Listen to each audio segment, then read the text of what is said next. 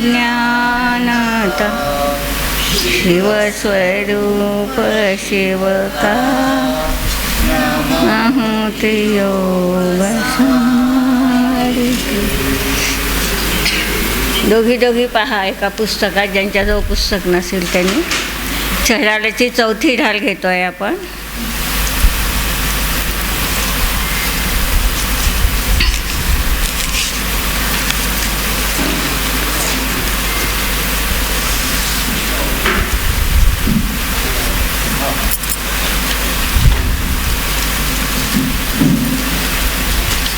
पुन्हा पुन्हा सांगायला लावू नका. समोर व्हा, सगळ्या समोर व्हा. म्हणजे मागच्या खुर्चीवाले आणि खुर्चीवाले अशा बसा, असे जा ना एका एका लाईनीने मागे. खूप मागे जातात. होऊन जा सगळे समोर. तुम्ही पुन्हा सांगायचं काम नका पडू दे.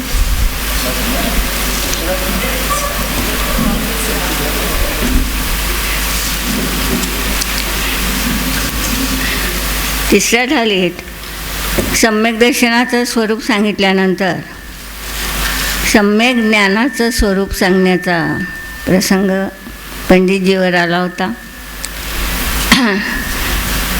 तर सम्यक ज्ञान काय आहे? जीव तर ज्ञान स्वभावी आहेच, पण या ज्ञान स्वभावी जीवालाही पुन्हा सम्यक ज्ञान मिळवायचं आहे. म्हणजे आहे काय? तर जीवाचा जो काही ज्ञान स्वभाव आहे तो तर त्रिकाली आहे. तुम्ही तो निगोदी असला तरी आहे, आज आहे, उद्या आहे, सिद्ध झालात तरीही आहेच. पण त्या ज्ञानाची जी काही अवस्था आहे, जे काही बदल आहे, हा बदल कसा आहे? तो बदल का संसारात अडकलो? जर आम्ही ज्ञानस्वभावी जीव होतो तर का बंधनात अडकलो? का संसारात अडकलो? कुठेतरी त्या ज्ञानात कमतरता आहे. काहीतरी वेगळंपण आपल्याला मिळवायचं आहे. आणि म्हणून पंडितजी या ढालेच्या द्वारे ते नियमाने सम्यक ज्ञानाचं स्वरूप सांगणार आहे. आता ढाल का म्हटलं छडालेला? अक्षय भाऊ आठवते काय?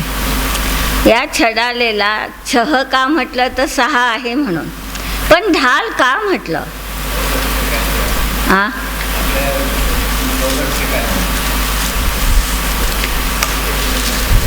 जैन तत्वज्ञान किंवा हे जो ज्ञान आहे, आपण 2 गोष्टी करू शकतो. वार करणं आणि वार झेलणं. शिवाजीच्या हातात काय होतं? काय असे शिवाजीच्या हातात? ढाल आणि तलवार. ह्या दोन्ही गोष्टी शिवाजीच्या हातात होत्या. का होत्या?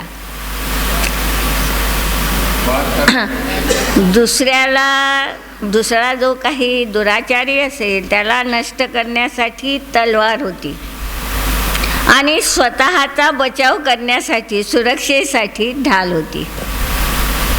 की त्या ढालीच्या द्वारे ते दुसऱ्यांची वाट झेलत होते. आणि जेव्हा दुसऱ्यांचे वार होत आहेत ते झेलून झाल्यानंतर आपण जर कुणाचं काही वाईट न करताही ते जर आपलं काही वाईट करत असेल तर जैन धर्म नेभळटांचा नाही. तुम्ही सहन करून घ्या, अहिंसा धर्म आहे आणि म्हणून तुम्ही कुणाचाही मार खाऊन घ्या असा सांगणारा हा जैन धर्म नाही. हा वीरांचा धर्म आहे.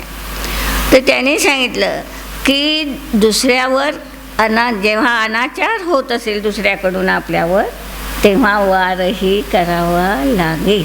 आणि म्हणून या छडालेला ढालेचं रूप दिलं आचार्यांनी. ह्या ढालेच्या द्वारे आपल्याला या सगळ्या होणाऱ्या आपल्या विकृतीला झेलायचं आहे. दुसऱ्यावर आरोप करून ते भागणार नाही. आता प्रश्न हा होता की पंडितजींनी आधी ही त्यांची सगळ्या पंडित लोकांची जुन्या ही पद्धत राहिली. मोक्षमार्ग प्रकाशमध्येही तेच होतं, छडालेतही तेच आहे. काय होतं की पहिल्याने त्यांनी सांगितलं की तुम्हाला काय काय दुःख आहे. पहिल्या धाडीत काय केलं, मागच्याही लोकांना बोलायचं आहे आणि खुर्च्या पुढे पुढे सरकवून घ्या. सगळ्या मागच्या लोकांनी, माझ्यासाठी नाही सांगत आहे, तुमच्यासाठी सांगत आहे, हे लक्षात घ्या.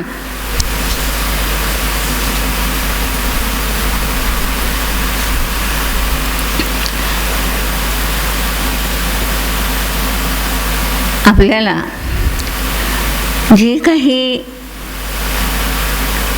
4 गतीतलं दुःख भोगावं लागलं आहे, तर ते दुःख कसं आहे, 4ही गतीत आपण काय काय दुःख भोगलं आहे याचं वर्णन केल्यानंतर दुसऱ्या ढालीत का भोगावं लागलं, का ते दुःख आम्हाला प्राप्त झालं, काय कारण होतं, कुठं चुकलो होतो आम्ही, काय अपराध होता आमचा, त्यासाठी म्हणून दुसऱ्या ढालीत त्यांनी काय सांगितलं.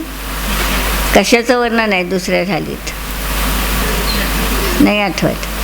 कशाचं वर्णन आहे दुसऱ्या ढालीत जयंता, नाही आठवत. दुसऱ्या ढालीत वर्णन कशाचं आहे. हां, मिथ्या ज्ञान, मिथ्या दर्शन, मिथ्या चारित्राचं. का कारण काय आहे, का आम्ही दुःख भोगलं आहे.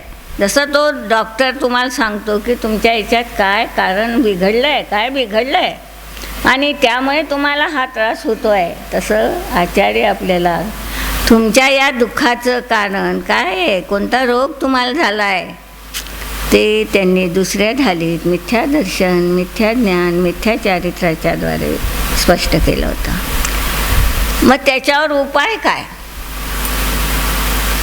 जर रोग दूर करायचा आहे तर औषध तर घ्यावंच लागेल, उपचार तर करावेच लागतील. तर मग त्याच्यावरचे उपचार काय आहे. तर तिसऱ्या ढालीत काय सांगितलं, मिथ्यादर्शन ज्ञानानं जर दुःख होत असेल तर सम्यक दर्शन, सम्यक ज्ञान, सम्यक चारित्र हाच त्या रोग दूर करण्याचा उपाय आहे. नको असेल ते दुःख, ते तुम्हाला ह्या गोष्टी मिळवाव्या लागेल. तर तिसऱ्या ढालीत त्यांनी सम्यक दर्शनाचं वर्णन केलं होतं. आता चौथ्या ढालीत ते सम्यक ज्ञानाचं वर्णन करत आहेत. तर सम्यक ज्ञान आणि ज्ञानात काय अंतर आहे. अक्षय भाऊ काही लक्षात आलं आहे. सम्यक ज्ञान आणि ज्ञान यात काही अंतर आहे का दोन्ही एक आहे. दोन्ही एक आहे की अंतर आहे, काय आहे, काय अंतर असणार आहे.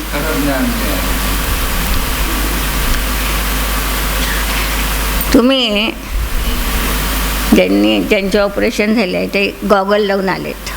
कोणी हिरवा गॉगल लावून आला असेल, कोणी निळा गॉगल लावून आला असेल, तेव्हा त्याला वस्तू कशा दिसल्या. गॉगल लावून येणाऱ्या जीवांना वस्तू कशा दिसल्या. ज्या रूपाचा तो गॉगल असेल, हिरवा निळा, त्या रूपाचा त्या दिसल्या. वस्तू तशा आहेत का नाही, नाही आहे. तर पंडितजींना हे सांग, ज्ञान आणि सम्यक ज्ञानातलं हे अंतर लक्षात आहे. तोही जाणतोच आहे, गॉगल लावणाराही जाणतोच आहे आणि न लावणाराही जाणतोच आहे, परंतु त्या जाणण्यात जे अंतर पडलं आहे ते अंतर आमच्या मिथ्या मान्यतेनं, आमच्या सम्यक मान्यतेनं पडलेलं असणार आहे. आणि म्हणून सम्यक ज्ञानात आमची मान्यता, आमची श्रद्धा, आमची रुची सम्यक झालेली असणार आहे. आणि त्यामुळे आमच्या त्या ज्ञानाला, ज्ञान वाढलं असेल, कमी झालं असेल हा प्रश्न नाही. जे ज्ञान आहे त्याला सम्यक ज्ञान असं म्हटलं जाते.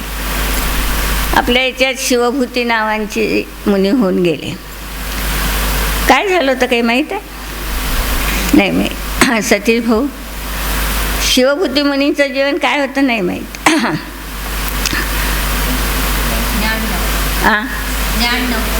ज्ञान नव्हतं. मीनाताई सांगता आहे ज्ञान नव्हतं, म्हणजे शास्त्रांचं ज्ञान नाही, तेही ज्ञान नव्हतंच.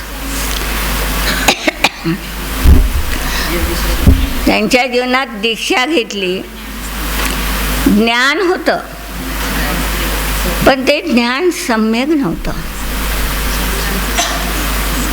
एकदा विहाराला निघाले असताना एक बाई उडदाची डाळ पाखरत होती. तर तेव्हा ते भरडल्या जाते तेव्हा त्याचे छिलके बाहेर पडत होते, डाळ तशीच राहत होती. तर त्यांच्या ते एकदम लख्ख प्रकाश पडला. चिटकलेलं फोलपट भिन्न आहे डाळीपेक्षा. थोडं बारकाईनं लक्षात घ्यायचं आहे आपल्याला. ते जेव्हा चिटकलं होतं त्यावेळी ते त्या डाळीचं होतं का नव्हतं? मी काय विचारलं? नाही आलं लक्ष. हां, चिटकलं होतं. फोलपट जेव्हा चिटकलं होतं तेव्हा ते डाळीचं होतं का नव्हतं? काय उत्तर आहे? डाळीचं नव्हतंच ते त्याही वेळी, पण आम्ही डाळीचं मानत होतो. हे मिथ्या ज्ञान होतं. काय झालं? फोलपट त्याच्यापासून भिन्नच होतं, तरी देखील आम्ही त्याला एक मानत होतो. हे आमचं मिथ्या ज्ञान. त्यांचंही ते मिथ्या ज्ञान होतं.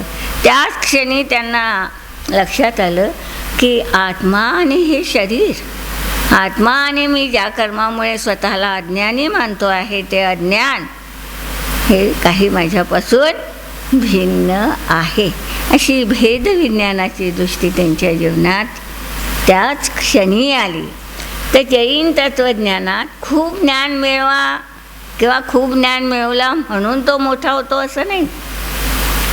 जे ज्ञान आहे आपल्याजवळ ते ज्ञान समीचीन कसं होईल, वस्तू व्यवस्थेला घेऊन कसं असेल, यावर त्याला सम्यक ज्ञान असं म्हटलं जाते. ज्ञानाला दिव्याची उपमा देतात पंडितजी, आणि तीच गोष्ट या पहिल्या श्लोकात दुसऱ्या श्लोकात सांगताय. सम्यक साथे ज्ञान होय पै भिन्न अराधो, लक्षण श्रद्धा जान दुहुमे भेद अबाधो. सम्यक कारण जान ज्ञान कारज है सोई, युगपत होते हूँ प्रकाश दीपक ते होई.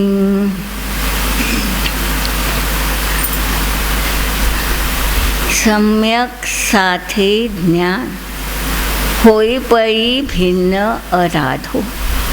उदाहरण त्यांनी पहिलं आधी उदाहरण पाहू. दिवा आधी का प्रकाश आधी? दिवा आधी. मी काय विचारलं? दिवा आधी का प्रकाश आधी? इकडे काय उत्तर आहे? इकडे म्हणतात दोन्ही एक वेळ, इकडे म्हणतात दिवा आधी. हां, दिवा केव्हा म्हणाल त्याला?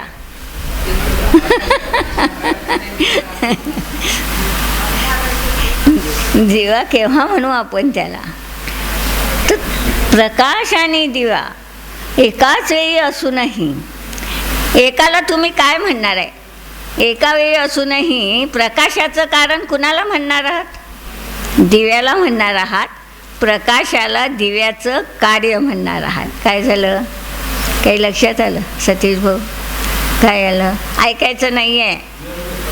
हां हां, तरी त्यात कारण कार्य आहे.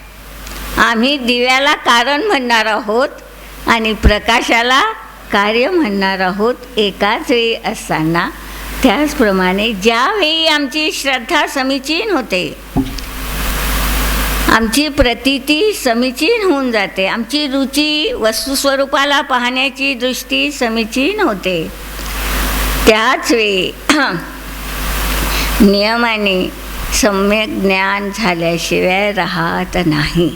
आणि म्हणून सम्यक दर्शनाला कारण म्हटलं जातं, सम्यक ज्ञानाला कार्य असं म्हटलं जातं.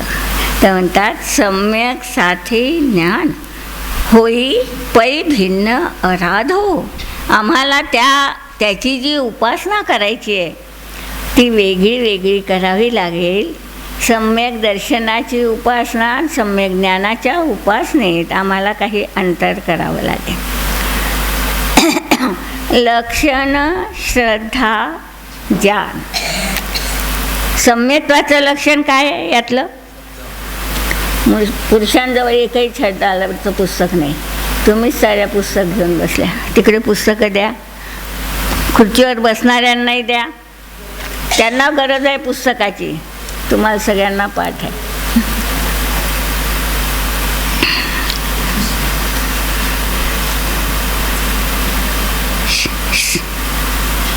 सम्यक दर्शनाचं लक्षण श्रद्धा आहे, रुची आहे, प्रतीती आहे.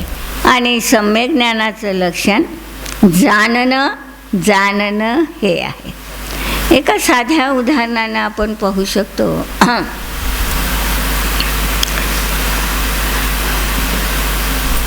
त्या एकलव्याचं काय होतं? एकलव्य होऊन गेला. त्याची श्रद्धा ही होती की द्रोणाचार्यच आपल्याला विद्या शिकवू शकते. आणि त्याला ती मनाई झाली होती की तू शिकू नाही शकणार ती विद्या. ती काही एका विशिष्ट लोकांसाठीच शक्य आहे. तर त्यानं काय केलं आहे हे तर माहीत असेल. काय केलं होतं? एकलव्यानं द्रोणाचार्यांचा पुतळा निर्माण केला होता. आणि तो पुतळा शिकवत असेल का नसेल? तो पुतळा शिकवत नव्हता, पण ते शिकवता आहेत हे मानत होता आणि ज्ञान मिळवत होता. तसं म्हणतात, आम्हाला आराधना जर करायची असेल सम्यक ज्ञानाची, तर श्रद्धा असेल तर आम्हाला थोडं ज्ञान अधिक मिळवावं लागेलच. त्यात काय फरक आहे हा भाग आम्हाला नक्की करावा लागेल. एक रशियन स्त्री विद्यानंदीकडे आली होती आणि इतकी ती भाळली आपल्या तत्त्वज्ञानावर की तिथंच ती 4 महिने राहिली. आणि राहिल्यानंतर तिनं सारं अध्ययन किंवा त्यांची ती वाणी सगळं ऐकल्यानंतर तिच्यामध्ये जे काही परिवर्तन झालं त्या ज्ञानाचं परिवर्तन ऐकण्यासारखं होतं. तिनं सांगितलं की या सगळ्या ग्रंथांचं मी रशियन भाषेत अनुवाद करणार आहे. आता आपले काही ग्रंथ घेऊन गेली आणि त्याचा रशियन अनुवाद करून पाठवेल हे सांगितलं. तिनं पूर्णतः जैन धर्म स्वीकारला. आजन्म ब्रह्मचर्य व्रत घेतलं त्यांच्यापाशी. आणि मी या तुमच्या सगळ्या ग्रंथांच्या प्रकाशनेसाठी माझ्याकडून मी सतत प्रयत्नशील राहील ही प्रतिज्ञा केली. तर त्यांना आपल्या ज्ञानाची मोठेपण आलं, बडप्पण आलं. आपल्याला काय आहे आपल्याला? ही आपल्या बापदाद्याची इस्टेट आहे की नाही आहे? काय आहे? बापदादाच्या इस्टेटीसाठी भांडता. आणि ही जी बापदाद्याची इस्टेट आहे ही सहज मिळते, न भांडता मिळते. आणि तरी आम्ही घेत नाही, तर ही शोकांतिका असणार आहे म्हणतात. सम्यक कारण जान, ज्ञान कारज है सोई. युगपत होतेही. एकाच वेळी जरी होत असले तरी त्याच्यात दिव्या आणि प्रकाशाप्रमाणे म्हणतात कारण कार्यभाव नियमाने असणार आहे. थोड्या माग आपल्या गाथानंतर घेऊ.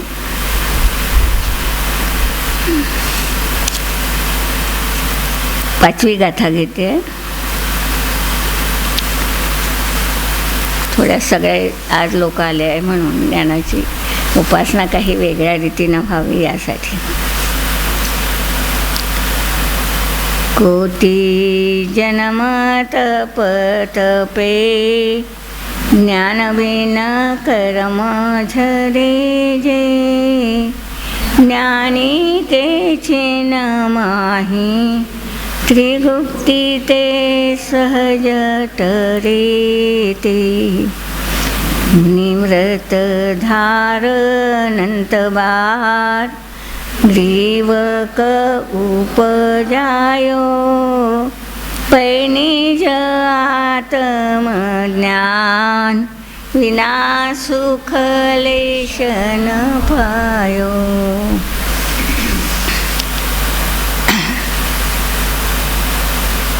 हा जन्म किती प्रयासानं मिळाला आहे याची आम्हाला खरंच किंमत नाही. याची किंमत कितीही हिरे माणके आपण त्याच्यासमोर ठेवले तरी होणार नाही. एवढा हा मानव जन्म नव्हे, जैन कुल आपल्याला मिळालेला आहे म्हणतात. आणि त्यात आम्हाला जर ज्ञानाची आराधना आम्ही नाही करू शकलो तर काय होईल. आज इथं सगळे असणाऱ्यांना माझा एक प्रश्न आहे, रोज स्वाध्याय करणारे किती? त्यांनी हात वर करा. किती लोक झाले? किती लोक झाले? बाकीच्या लोकांच्या लक्षात नाही आलं आहे का? तर म्हणतात ही ज्ञानाची उपासना आहे, आपल्या स्वभावाची उपासना आहे. ती नसेल तर आपल्या जीवनाला कधीही सुखद असा गारवा मिळणार नाही. आपण होरपळतोय ग्रीष्म ऋतूच्या उन्हानं. आम्हाला पानपोळीची, थंड हवेची, थंड पाण्याची गरज आहे आज या तापलेल्या आमच्या मनाला. आणि ती जर कुठं मिळत असेल तर आचार्यांनी एका शब्दात सांगितलं की बाबांनो, समयसार म्हणा, हा अध्यात्म म्हणा, ही एक पानपोळी आहे उन्हाळ्यातली. नाही आलं लक्षात? काय म्हटलं मी? अक्षय छडाला देखील पानपोळी आहे, नुसता समयसार पानपोळी आहे असं नाही का? पानपोळी काय काम करते?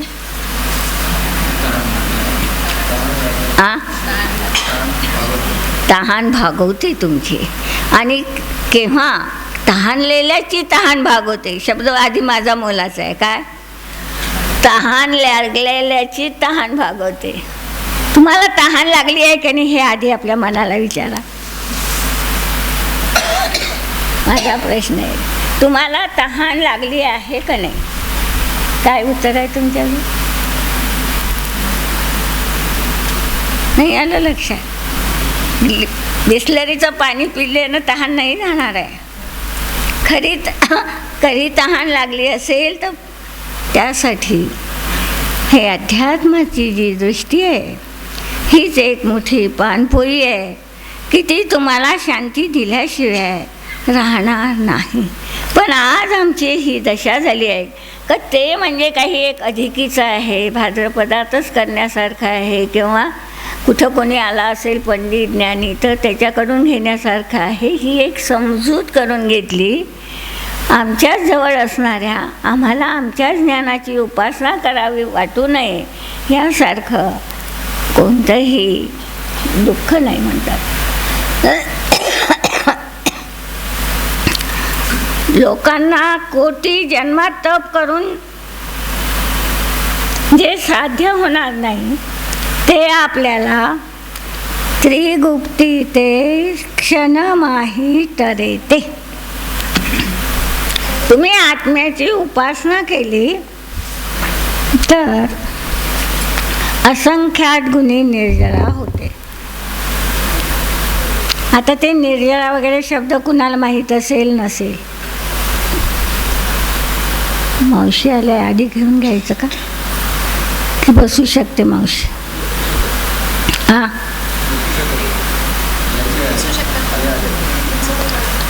मावशी आली आहे म्हणून हां बसतो म्हणता. हां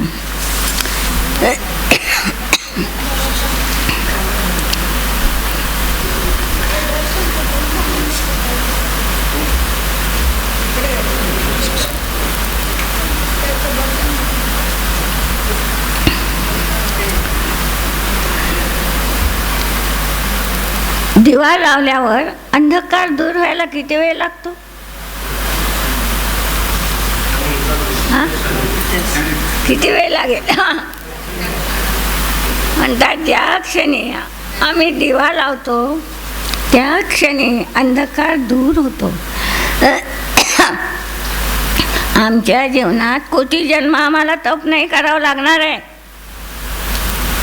स्वाध्याय नाही करावं लागणार आहे. कोटी जन्म आम्हाला एका क्षणात आम्ही आमच्या स्वतःच्या स्वरूपाला, आमच्या विरूपाला आम्ही जाणू शकणार आहोत.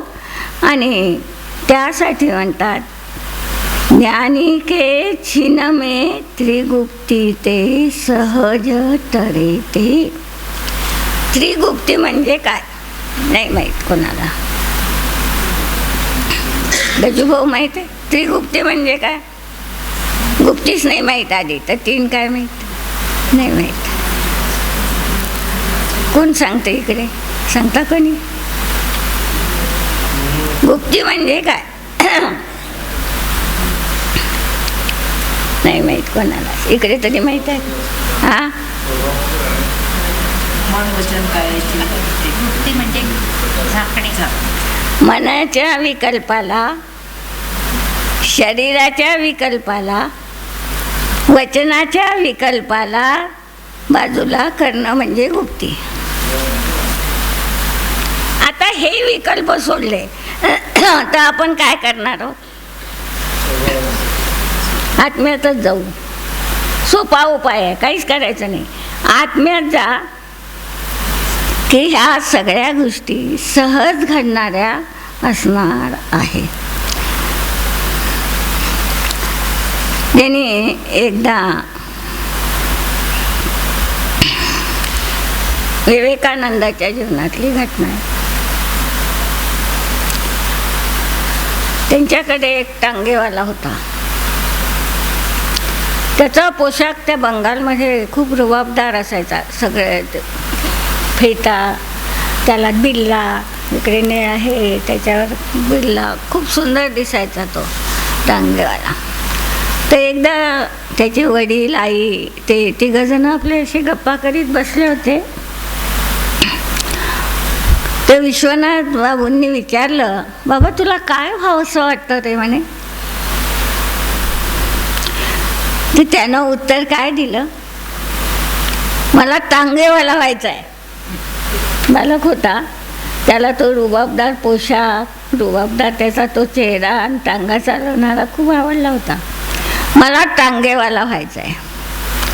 आता इथल्या बाबाला, तुम्हा कोणालाही तुमच्या पोरानं जर म्हटलं असतं की टांगेवाला व्हायचं आहे तर काय वाटलं असतं? काय झालं असतं? काय झालं असतं अक्षय भाऊ? टांगेवाला व्हायचं आहे असं जर आपल्या मुलांनी म्हटलं असतं तर काय झालं असतं? किती वेदना झाल्या असत्या की एवढा मोठा मी आणि माझा मुलगा काय होतो तर टांगेवाला, इंजिनियर नाही, डॉक्टर नाही, तो कोणता मी. तर त्यांनाही खूप दुःख झालं वडिलांना. आईलाही थोड्या वेळ तर झालंच दुःख. पण आईनं विचार केला याच्या भावनेला कुठंतरी वळण आपण देऊ शकतो. तर त्यांच्याकडे फोटो होता. अर्जुनाचा रथ श्रीकृष्ण चालवतो अशी त्यांच्यात कल्पना आहे की नाही, की अर्जुनाचा रथ श्रीकृष्ण चालवतोय असा तो फोटो होता भिंतीवर. तर म्हणे तुला टांगेवालाच व्हायचं आहे ना? तर हो, आईनं सांगितलं. आम्ही तुला मना नाही करणार आहे, पण कोणता टांगेवाला हो? त्या कृष्णासारखा टांगेवाला हो तू तर चालेल. तसं आचार्य म्हणतात आपल्याला, तुला या संसारात राहूनही सुखी व्हायचं आहे ना? सुख हवं आहे. धावता कशासाठी आहे? रात्रंदिवस का नाही आले तरी चिंता बाहेरची का आपल्या जीवनात? तर म्हणतात तुला या सगळ्या संसाराचा गाडा टांगा चालवायचा आहे, टांगेवाला व्हायचा आहे. तर हो, आचार्य काय म्हणतात आहे आपल्याला, आम्ही शेवटी टांगेवाले आहोत का नाही आज, की काय दुसरा हो? आम्ही टांगेवालेच आहोत. सगळ्या पराचं ओझं वाहतोय का नाही? पराचं कर्तृत्व घेतोय. मी घराला सांभाळतोय, मी मुलाबाळांना सांभाळतोय, मी अमक्याला मोठं करतो आहे, मी खूप मोठा झालो आहे, हे सगळं पराचं ओझं वाहतोय. आम्ही सगळे टांगेवाले झालो आहोत. मग आपल्याला आचार्य काय सांगतायत? आता टांगेवाला व्हायचं आहे ना, व्हा बाबा म्हणतात. आता तुम्हाला टांगेवालाच व्हायला आवडत असेल तरी व्हा, पण कोणता टांगेवाला व्हा? असा टांगेवाला व्हा की ज्या टांगेवाल्याच्या द्वारे आम्हाला आत्मज्ञान, आमच्या आत्म्याचं ज्ञान मिळेल. या सगळ्या संसारात राहूनही आम्ही बाकीचं सगळं ज्ञान मिळवतो आहे, परंतु आपल्या आत्म्याचं ज्ञान आम्ही मिळवलं नाही. आणि म्हणून पण ही जी मनुष्य पर्याय मिळाली आहे तुम्हाला, इतकी सोपी आहे. किती जर पाहिलं तर खरोखरी डोळे फाटेल आपले की आपल्याला हे केवढ्या भाग्यानं मिळालं आहे. निगोदात किती काळ राहावं लागतं आपल्याला? किती काळ राहावं लागते निगोदात? अनंत काळात, अनादिकालापासून निगोदात राहूत अनंत काळपर्यंत आपण निगोदात राहिलो. तिथं काय दुःख आहे माहीत नाही आम्हाला. नाही काय दुःख आहे भाऊ माहीत आहे? किती दुःख भोगलं त्या निगोदात.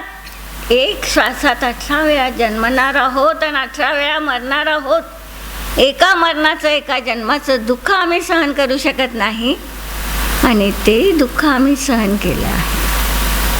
की तो निगोद अवस्थेतून पुन्हा द्विंद्रिय होणं कठीण, एकेंद्रिय होणं कठीण, संज्ञी पंचेंद्रिय होणं कठीण, आणि त्यातही तिर्यंच होणं कठीण, आणि त्यातही मनुष्य होणं कठीण आहे. आणि मनुष्य होणे काय मिळालं आहे?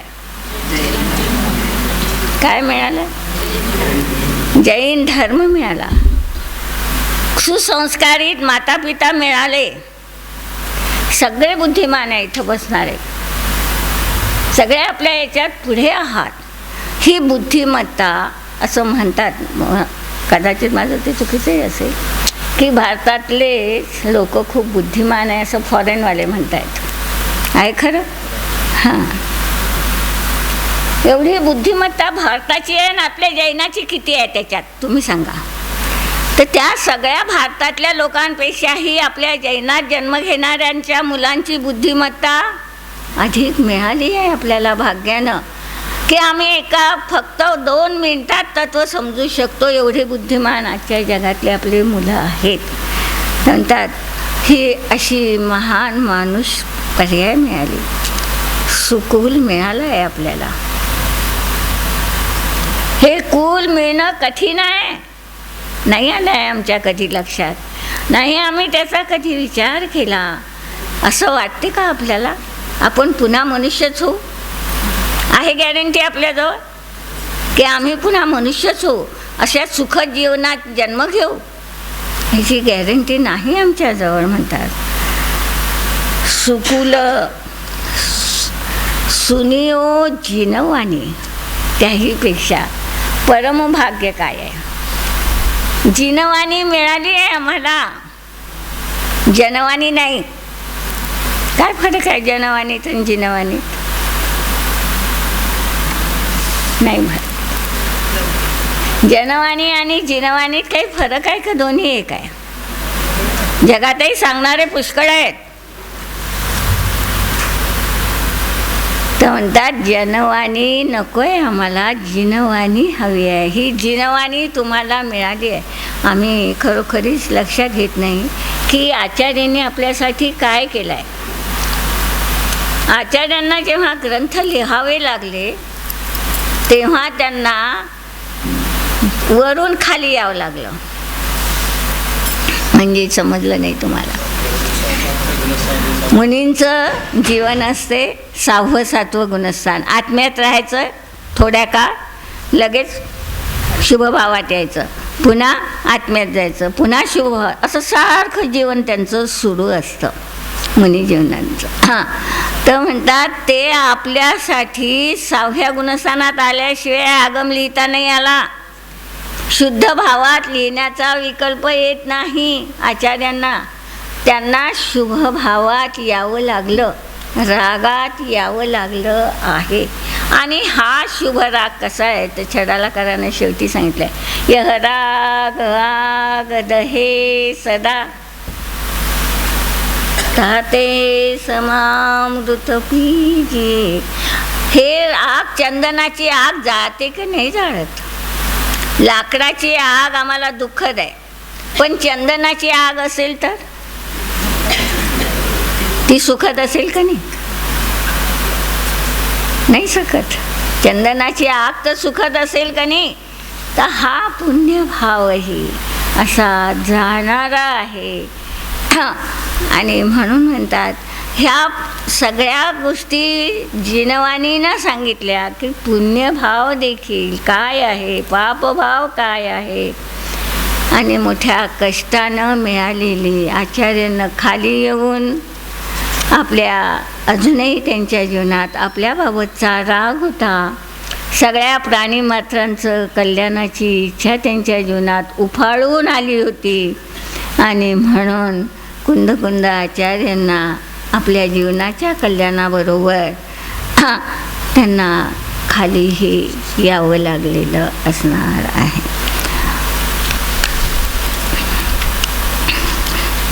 जिनवानीचा स्वाध्याय आताच पाहिलं, अर्धे श्लोक हातवर होता. तर म्हणतात ही मिळालेली जिनवाणी आम्ही लाथाडतो आहोत. हे महान रत्न आहे आणि त्या रत्नाला लाथाडतो. आपला देव कसा आहे हे कोणाला माहीत आहे? आज कोणाला माहीत आहे? आमचा देव हितराग असला पाहिजे, सर्वज्ञ असला पाहिजे, हितोपदेशी असला पाहिजे, हे सांगणारं कोण? ही सांगणारी जिनवाणी आहे. तर देवाची परीक्षा जर आम्हाला करायची असेल, गुरुची परीक्षा करायची असेल, शास्त्र, आता मी कोणाला जर विचारलं काय शास्त्र वाचता तर काय सांगतात? कधी हे वाचतो, कधी ते वाचतो, कधी मासिक वाचतो. तो स्वाध्याय होतो का नाही हो? त्याचं नाव स्वाध्याय नाही. ती जिनाची वाणी बाई हवी आहे आम्हाला. आणि म्हणून आम्हाला ही गोष्ट लक्षात घ्यायची आहे की रोज काही ना का होईना, काही काळ का होईना, 15 मिनिट 10 मिनिट आम्हाला आमच्यासाठी आहे का नाही? तुम्ही कुणासाठी राबता आहात सतीश भाऊ? स्वतःसाठी किती राबता? किती राबतोय आपण आपल्यासाठी की दुसऱ्यासाठी राबतोय? आणि दुःख नाही तेव्हा. जर एखाद्या माणसाला तुम्ही काही सेवा करा सांगितलं तर तुम्हाला दुःख होते, पण आज जेव्हा आम्ही परद्रव्याची सेवा करतो आहे तेव्हा का दुःख होऊ नये आम्हाला? की आम्ही आमच्या आत्म्याच्या सेवेला विसरलो आहे, पराची सेवेत आमचं जीवन घालवत आहे. ते म्हणतात यह विधी गये. ही सगळी जिनवाणी मिळाली असूनही आम्ही काय करतोय? काय करतोय? त्यातही एक लक्षात घ्यायचं आहे, तुम्ही विचार करू शकता, विवेक करू शकता. 10 मिनटं वाचा आणि 5 मिनिट त्याच्यावर विचार करा. मी काय म्हणते लक्षात आला? 10 मिनटं वाचा किंवा 15 मिनटं वाचा आणि त्याच्यावर फक्त 5 मिनिट विचार करा. तर तुम्हाला काय लक्षात येतं आपल्या जीवनात की आपला आगम आपल्याला काय सांगतं आहे की तू कसा आहे हे दाखवायचं काम आगम करतंय आपलं. आम्हाला आमची ओळख नाही. बिल्ले लावावे लागतात आम्हाला, तेव्हा जगाला आम्ही आमची ओळख देतो. पण त्या बिल्ल्यानं ओळख कुणाची झाली मला सांगा? गळ्यात बिल्ले घालून जाता जेव्हा ऑफिसला जाता तेव्हा तेव्हा ओळख कुणाची केली आपण? आत्म्याची. कुणाची ओळख करून दिली जगाला आपण? आपल्या शरीराची, आपल्या बाह्य ज्ञानाची, आपल्या बाह्य विकल्पाची ओळख करून दिलेली आहे. वस्तुतः आमच्या स्वतःची ओळख आम्हालाच झाली नाही. फक्त आम्हाला आमच्या ओळख व्हायसाठी, आमचा मी कोण आहे स्वतःसाठी आम्हाला वेळ नाही. कुणालाही विचारा, वेळच नाही. कोणी असंही म्हणणारे आहे जगात की वेळ असून आम्ही करत नाही. हा अपराध कुणाचा? आज रिटायर लोक तर खूप आहेत. सतीश भाऊ किंवा बाकीचे सगळे. अरुण भाऊ किती वेळ स्वाध्याय करता? सकाळी एकदा ऐकला का संपलं. हां, आणि दुसऱ्यासाठी किती वेळ राबता आहोत तुम्ही? किती तास? 23 तास आम्ही राबतोय बाकीच्यांसाठी, परद्रव्यासाठी, आणि आमच्या आत्म्यासाठी फक्त 15 मिनिट मागतोय आम्ही तुम्हाला. 15 मिनिट द्यायला तुमच्याजवळ उदारता नाही. एवढी कंजूसता करू नका, आचार्य म्हणतात आपल्याला. एवढी तर उदारता द्या, आम्ही तुम्हाला अधिक काही मागत नाही. एक अर्धा तास, एक 15 मिनिट जर आम्ही या जिनवाणीचा स्वाध्याय केला तर खरोखरीच ही गारवा दिल्याशिवाय राहणार नाही. तुम्ही आज खूप मिळवत आहात, खूप काही मोठ्या अहंकाराने मिरवतो आहोत आपण जगात की मी किती मोठा आहे. कधी कोणी पैशाने मोठा असेल, कोणी ज्ञानाने मोठा असेल, कोणी पोषणे मोठा असेल. पण हे मोठेपण तुम्हाला आकुलतेचं कारण आहे, दुःखाचं कारण आहे. तृष्णा तुमची सारखी वाढवत आहे. तुम्हाला जर खरोखरी दुःख नको असेल तर म्हणतात त्याला जिनवानीच शांत करू शकते, तुमची तहान भागवू शकते. म्हणून याही विधी गये कधीच खंत नाही झाली. सुमनी उधदी समानी. समुद्रात फेकलेलं रत्न कधी आणून द्याल तुम्ही मला? समजा मी समुद्रात रत्न फेकलं आहे आणि ते मला परत हवं आहे, कधी आणून द्याल? इकडे तर आणून देतील ना, कधी आणून द्याल? नाही आहे शक्य. तसा हा मनुष्यभाव आम्हाला समुद्रात फेकल्यासारखा रत्न मिळालेला आहे. त्याचा एक क्षण वेचायला शिका. तो आपल्या जीवनातला एक मौल्यवान घटक आहे. हे विसरलो आहे आपण.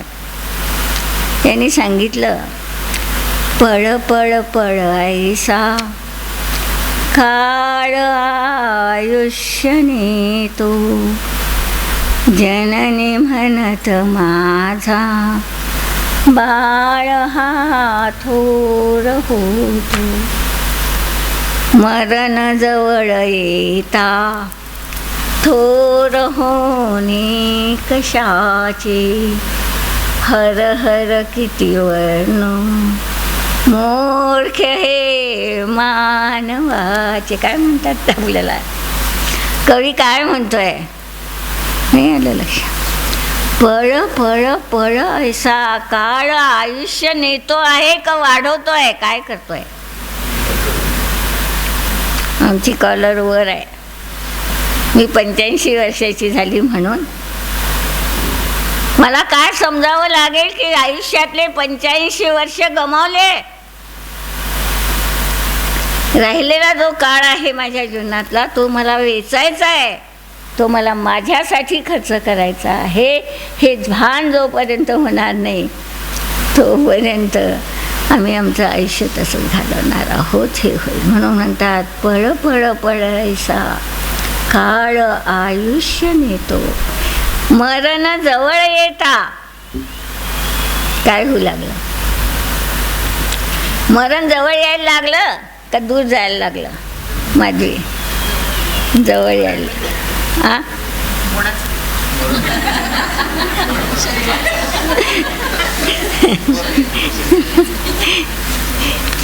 माझं जवळ यायला लागलं, तुमचं नाही.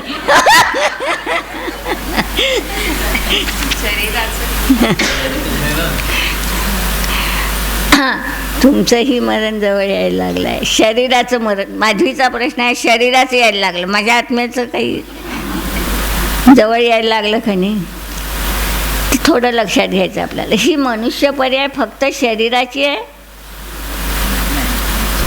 की काही आत्म्याचंही त्याच्यात आहे?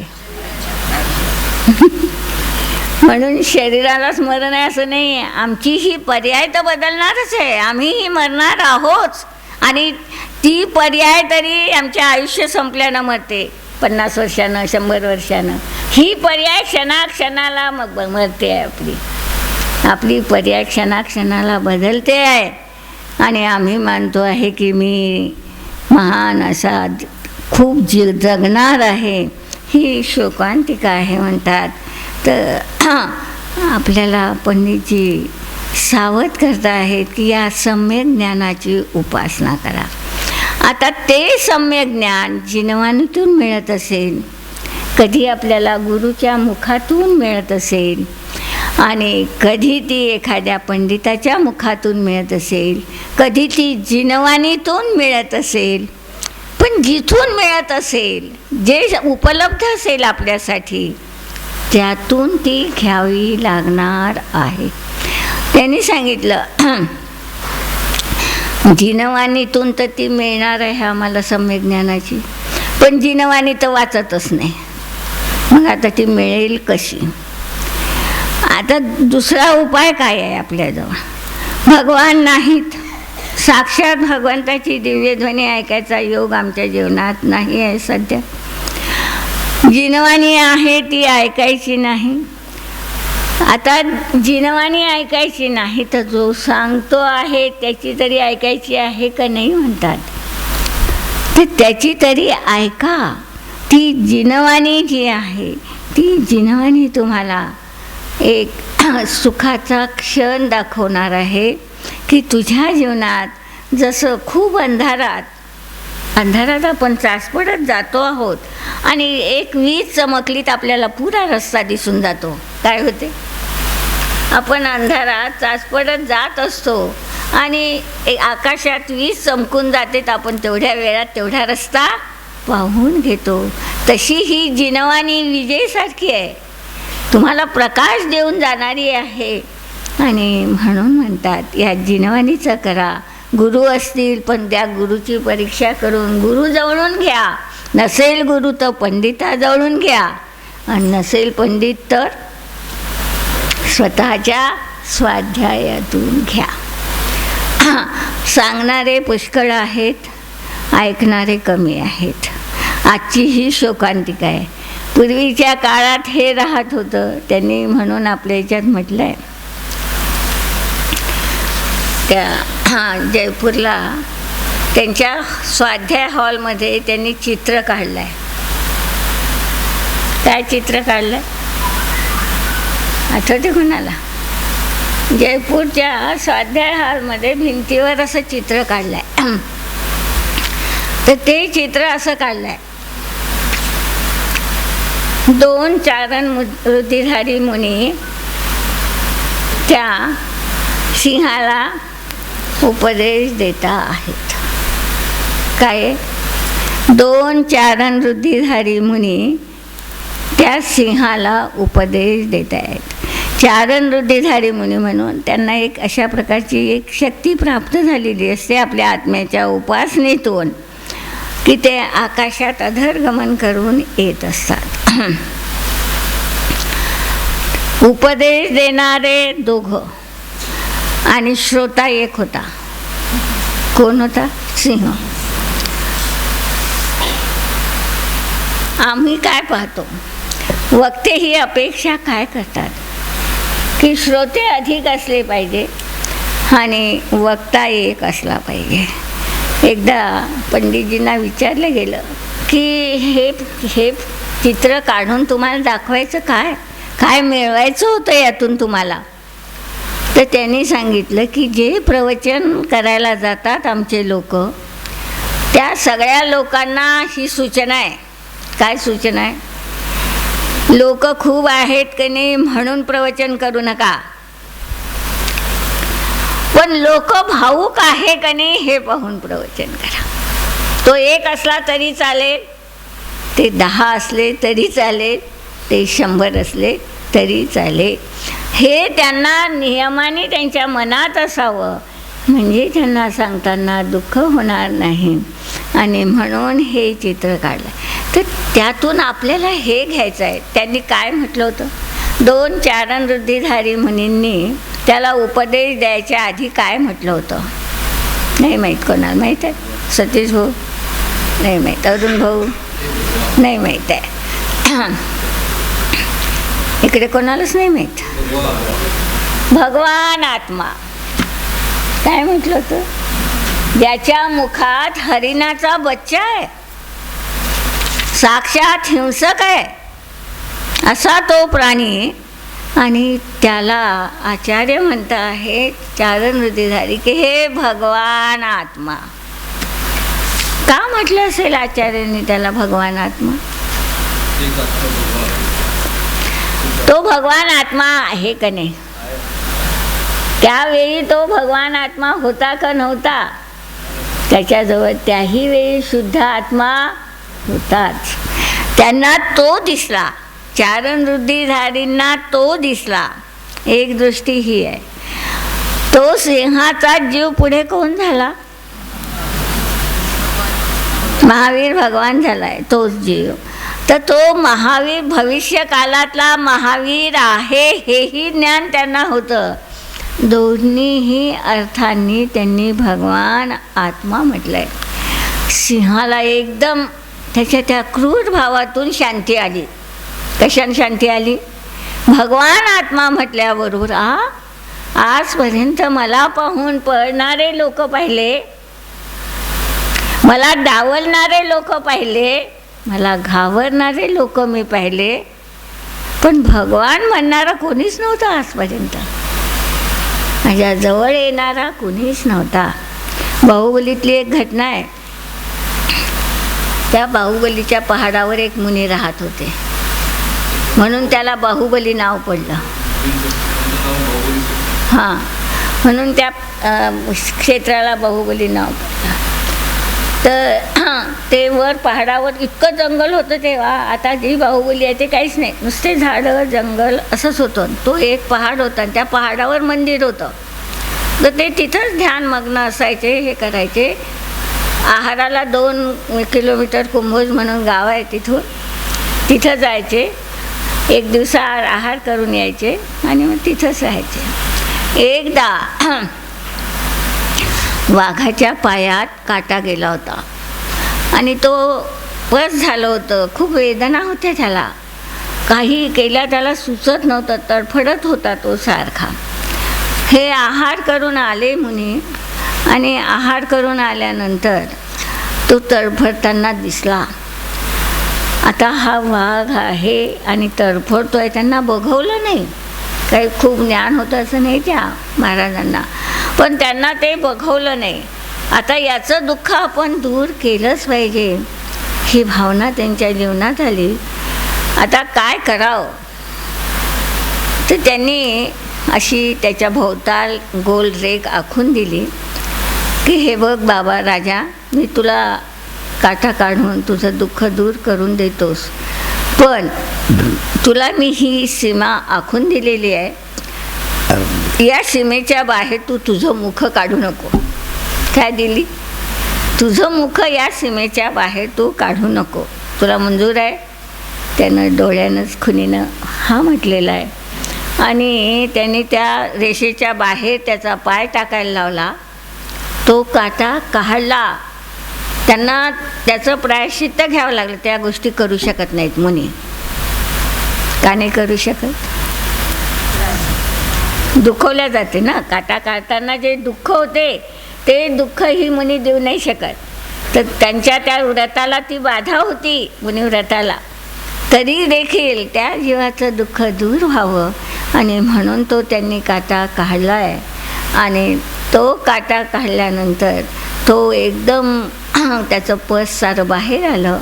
तो त्यातून हे झाला. बाकीच्यांना बोलावलं आणि सांगितलं की आता याला काय मला पट्टी करायची असेल ते करा. तर सगळे घाबरायला लागले. तो म्हणे घाबरू नका, त्याला मी मर्यादा आखून दिली आहे, तो तुम्हाला त्याच्या बाहेर येऊन काहीही करणार नाही. तुम्ही सहज त्याची मलमपट्टी केलेली आहे त्या काळात त्यांनी.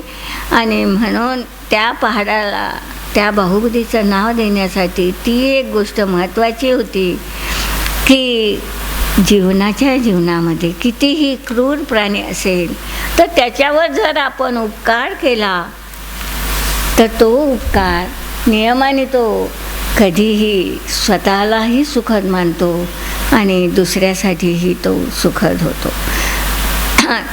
तर मी सांगत हे होती की आपल्या जीवनामध्ये जेव्हा ह्या परासाठी आपण राबतो आहे, ज्ञानाच्या उपासनेत आपण अंतर करतो आहे, तर म्हणतात तुम्ही आपलं रत्न फेकून देता आहात, हे काही मला मंजूर नाही. त्यांनी सांगितलं